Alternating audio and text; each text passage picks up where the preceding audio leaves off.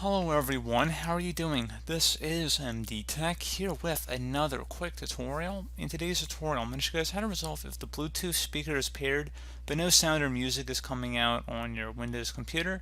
So this could definitely be a frustrating issue, and in today's tutorial I'm going to show you guys how to hopefully resolve that without too much of a hassle, and we're going to go about jumping right into it.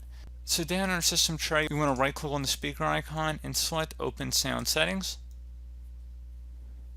Go down to where it says Manage Sound Devices and click on that. Make sure your output and input device, make sure it's listed in here somewhere. And you might want to test it here as well just to ensure that. And if there's some other weird device listed in there, maybe you want to disable it. And if you scroll down a little bit on this back page that we just were on, the sound page, it says choose your input device. Click the drop down here. Make sure it's your Bluetooth device. It's pretty important. So once you've done that, close out of here. Open up the start menu, type in troubleshoot. Best result should come back with troubleshoot settings. Go ahead and left click on that. And you want to go ahead and select additional troubleshooters. And where it says find and fix other problems, select Bluetooth, find and fix problems with Bluetooth devices, and select run the troubleshooter.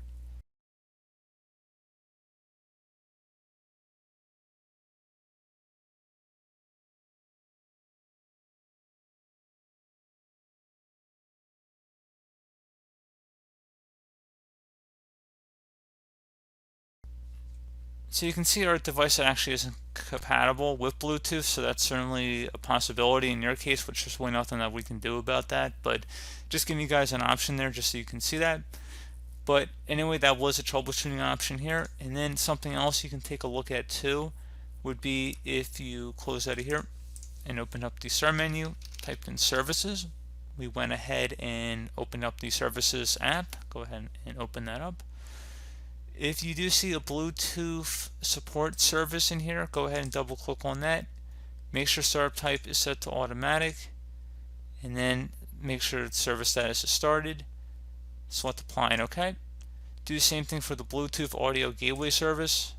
Again, make sure that's automatic and started, and then apply and OK.